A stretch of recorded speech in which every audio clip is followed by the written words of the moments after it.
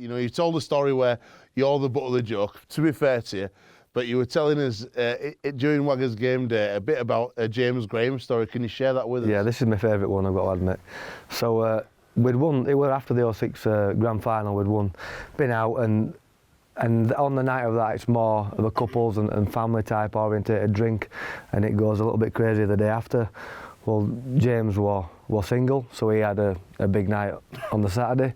We were staying at an hotel called the Griffin. It's like a pub and a hotel all mixed in one, where we used to stay all the time. I don't think Jammer had much sleep, if any. And so we were there at 11 o'clock in the morning, having a drink as you do. He says, "Oh, Gilly, you know, can I put my head down in your room?"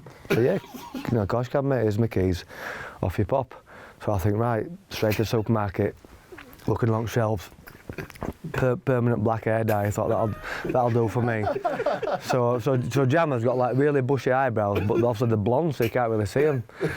So I do his eyebrows first, so he looks like Jim's dad off American Pie. and then I go to work on his hair. He didn't wake up? No, I didn't wake up at all, just fast asleep, just like working it in really nicely.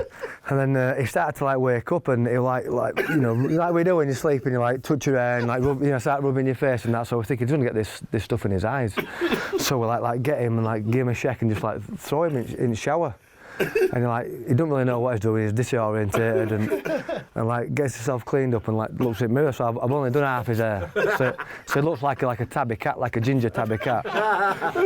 And he looks at the mirror, and obviously Jammer's quite a passionate person, shall we say.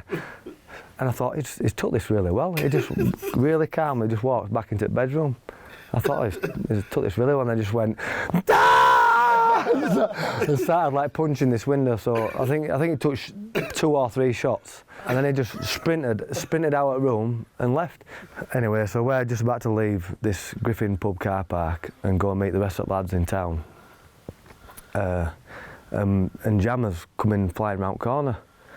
So by this time he's been to a petrol station and bought a tin, some matches, and filled the tin up with some petrol, which he was going to plan on petrol bombing the Yorkshire bus travel car that we used to use.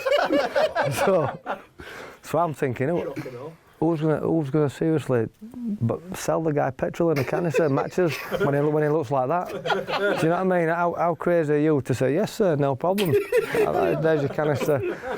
So we drive off in his chasing car, and then we go out of sight, and then we'll turn around, go past him, head out a window, as you do, started chasing car again. So we did this about 3 or 4 times. Then eventually we pulled up and said, you know, listen, let's try and calm it down.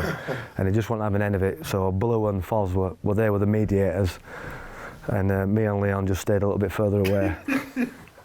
Eventually he gets to this pub where we've left the Yorkshire bus travel car, and it's just parked in the car park. And there's about half a dozen lads and 3 or 4, you know, just general publics, all having a drink and a chat just on the pavement outside of these 2 fire doors which were open. And then Jammer just turns up and pulls up and parks about 40 or 50 yards from us, and you can just see he's absolutely steaming, and he's just sat there just revving his engine, like just absolutely fuming.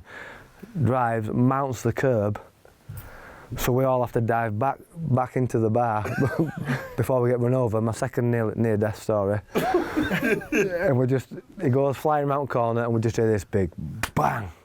He's drove into Leon Price's Citroen Picasso, it was. A Citroen Picasso, and Jammer had a really banged up Volkswagen Polo, red, terrible car, and that front end was just absolutely crumpled up. So he's now written his car off, and he's got a tube grip on his right hand because it's a bit sore because he must have hit the sash instead of the glass. He actually broke his hand.